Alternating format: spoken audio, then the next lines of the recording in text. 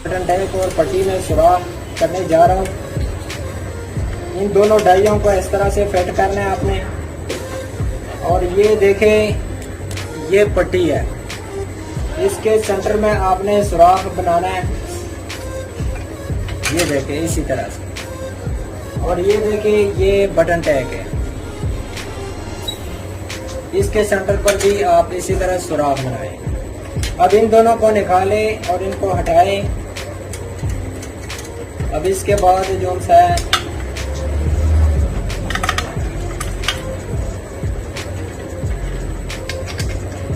ये वाली जो से डाइयाँ हैं, ये देख सकते हैं आप, इन दोनों को लगाए।